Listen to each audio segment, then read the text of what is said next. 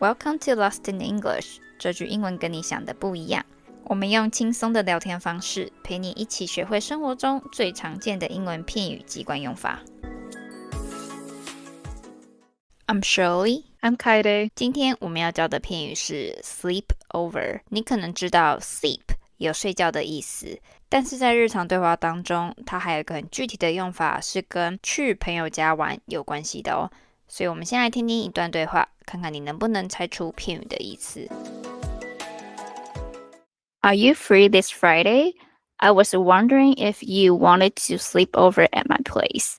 Yeah, I can be there around 4 p.m. Cool. We can order some pizza and work on that science project together. Perfect. I'll bring my laptop and some snacks too.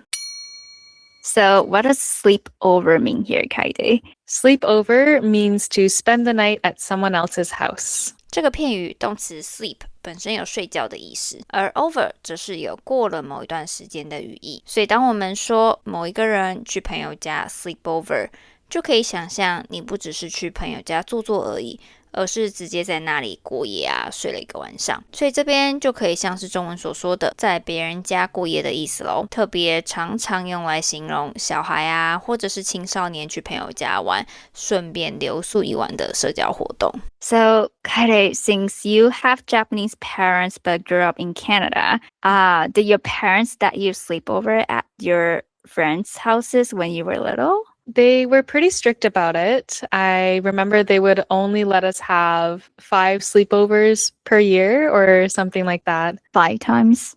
That's not too bad for me. Oh. How old were you at the time? I think I was maybe 11 or 13 years old. After around 15, they trusted me more, I think, so they weren't as strict. Oh, yeah, I probably should have asked this first. How often do kids there sleep over at a friend's house? Normally, I would say kids probably start having sleepovers when they're maybe 10 or 11. I know some of my friends would sleep at their friend's place almost every weekend. Every weekend? Wait, yeah. Are we talking about sleeping at your friend's house, right? Not just stay until really late. Yeah, I loved it because we were allowed to watch TV, we could have junk food, and stay up way later than I was allowed to at home.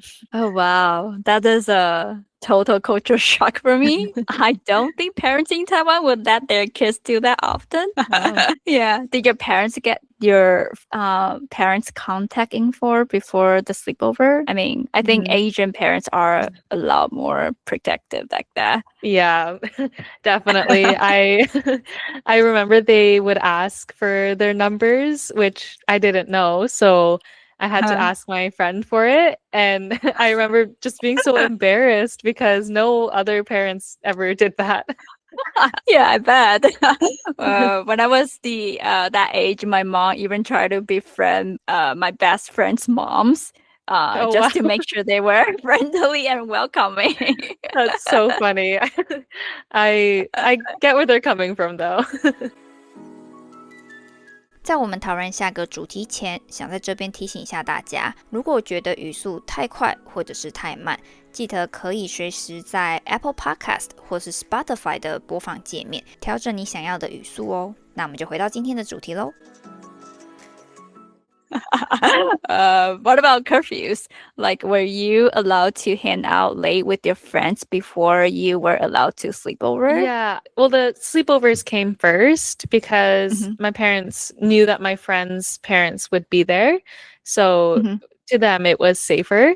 But I did have a curfew when I was around 15. I think it was pretty early though, like 10 or maybe latest 11 p.m. That's really interesting. I mean, I thought it would be the other way around. Like you get to stay out late and then you be allowed to stay over. Like a curfew should be like a baby step compared to a sleepover. Yeah, no, for us, the curfews came after because my friends and I would go out, so no adults can keep an eye on us. Oh, that makes sense. Yeah.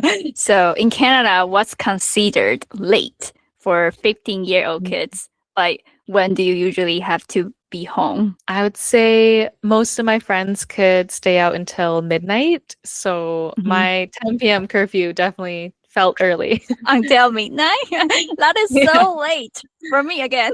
Wow. How did you guys get back home then?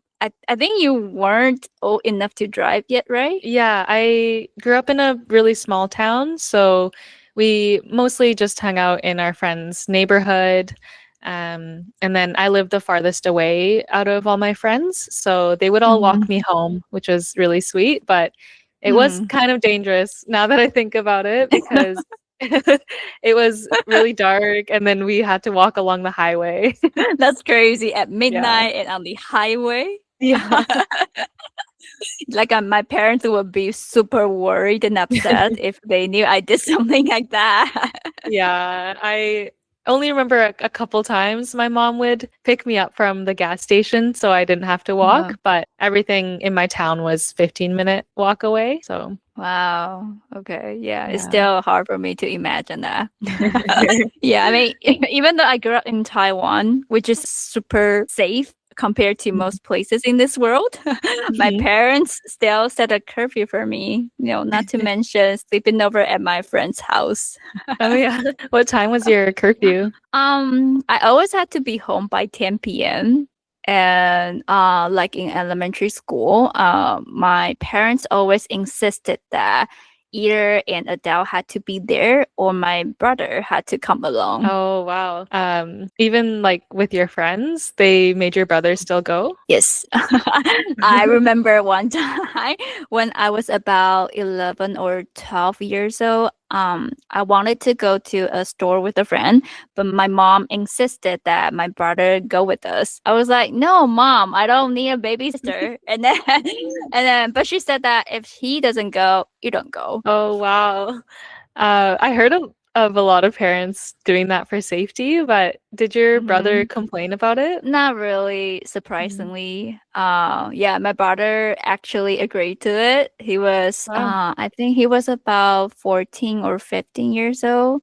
I mean, who wants to hang out with two little girls at that age? But but he was actually pretty cool about it. Wow. Yeah, he just followed us quietly from a distance and didn't bother us at all, which is kind of funny. Yeah, that seems like he was kind of like a bodyguard. Like, that's really nice of him. I'm glad my parents never asked me to do that for my younger sister.